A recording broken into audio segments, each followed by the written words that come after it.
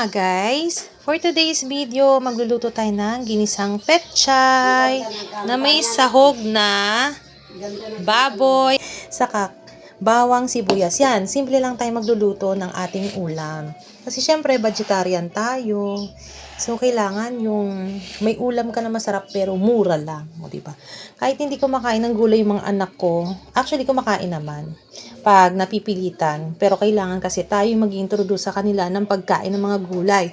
So, kahit hindi sila kumakain, magluto lang tayo ng gulay kasi gano'n naman talaga pag wala silang choice, diba? Kakain at kakain yung mga yan, diba? Hanggang sa masanay na sila, matuto na silang kumain ng gulay. Okay? Kapag kasi hindi talaga nakain ng gulay tapos hindi ka naghahain sa kanila ng gulay, ay aba talagang hindi nga kakain yan, hindi matututo, di ba? So, ayun lang. Let's start.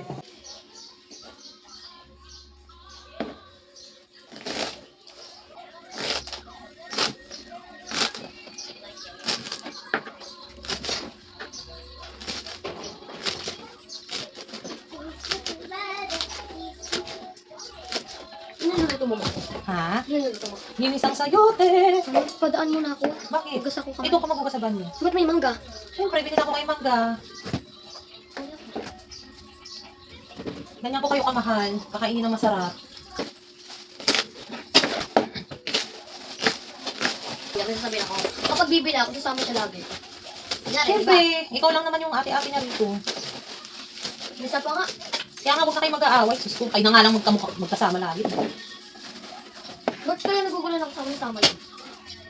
Kasi nga, ate-ate ka niya. Wala siya ibang kalaro. Yun lang. Pero, Alam niyo ba guys, na hindi ako yung soft parenting. Noon talaga hindi ako soft parenting. Noon pa man.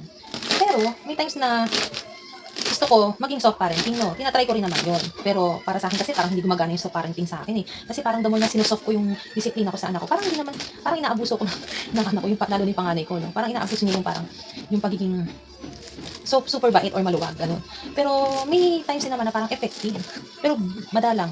Siguro dahil nga sa hati yung pagdidisiplina dito sa bahay, meron kasi kaming kasama na yung lola niya, eh sobrang soft noon sa parenting, no? So parang nagugulan yung anak ko, which kung sino yung dapat na disiplina na susundin niya. So hanggang sa parang nag-decide ako na pagsamahin na lang yung soft parenting din, medyo matigas na nanay, ganun. So kapag ayaw nila kumain ng gulay, yan, hindi po pwede sa akin yon. Kahit hindi naman ako namimilit na sobra, damihan nila, pero dapat kumain talaga sila kahit konti. Yung mga ganong bagay. Kasi kapag hindi na introduce yung mga pagkain yan sa kanila, ay kawawa yan paglaki. Hindi yan matuto talaga kumain ng gulay. Anong laman ng katawan nila ng resistensya? Wala, di ba? Puro mga process, puro mga prito. Ayoko naman ng ganun, no? So, let's cook na. Ito yung gulay natin. Konti na lang siya after niya. Magayat. Tapos, konting oil. Panggisa lang. Konti lang.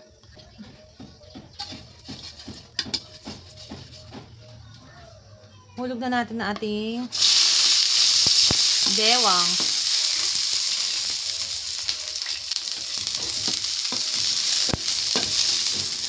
Next, ihulog na natin ang ating sibuyas. Bango. Hintayin lang natin yan mag-light brown at parang yun, mag-light yung sibuyas natin. Then, saka hulog na natin yung ating pork. This is our pork. Salang na natin ng, ay, umagalaw. Iikot natin. Yan. Gisahin lang natin. Then, na natin mag-light brown. Tensya na sa mga pukpukan dito guys ha. Kasi may mga gumagawa ng bahay. You know. Mga nagpapagandahan na sila ng bahay. Kaya, tis-tis lang sa konting pukpuk. Hayaan nyo, pag nakabili na ako ng magandang equipment, hindi nyo na maririnig yan. Tanging boses ko lang. Maririnig nyo. Yan.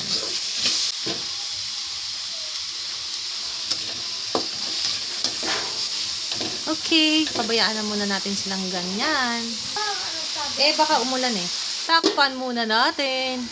Guys, hindi mo kailangan gumastos ng mahal para kumain ng masustansya o masarap eh. Naalala ko nun sa isang comment section, may nagsabi sa akin na may nag-comment doon kasi regarding nga sa dumarami na raw ang case ng mga nagkakaroon ng kidney disease. So, may nag-comment doon, sabi, paano daw na hindi magagawang magtipid ng mga Pilipino kasi nga mahirap daw ang pamumuhay natin.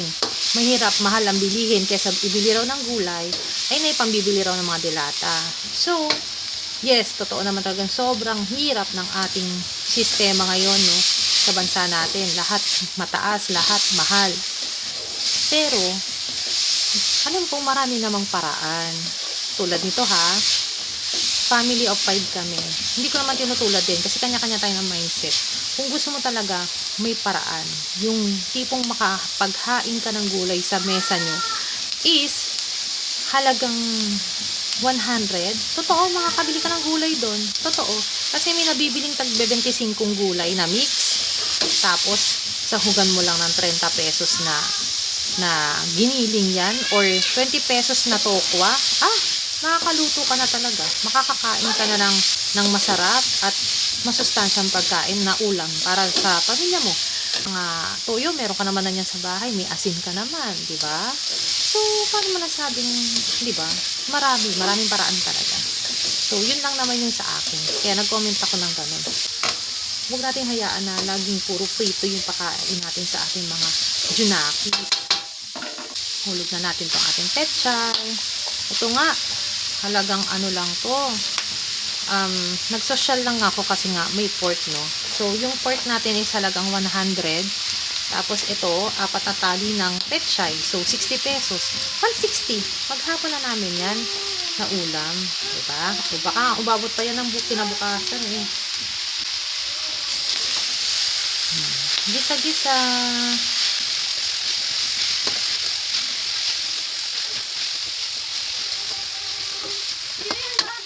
Lagay lang tayo ng hot water. Diba? Para lang may sabaw-sabaw tayo. Tayo ng asin. Konting pampalasa. Ayan, i-mix. Let's mix. Diba? Pag naluto yan, konti na lang yung petchay na yan.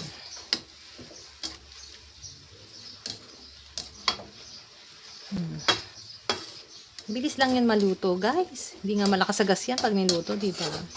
So, super solid. Pwede nga sardinas lang isahog dyan eh. Sarap kaya yun.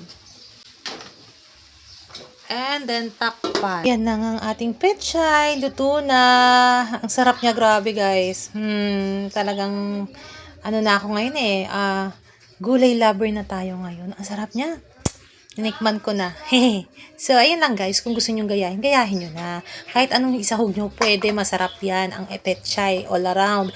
Pwede sa sardinas, sa giniling, sa tokwa. Ay, nako. Kahit 50 pesos nga lang na giniling, pwede na kayo makagawa. O 50 plus 60, 110 lang yun, di ba? Pang maghapon nyo ng ulam yan. So, ayun lang. Bye-bye!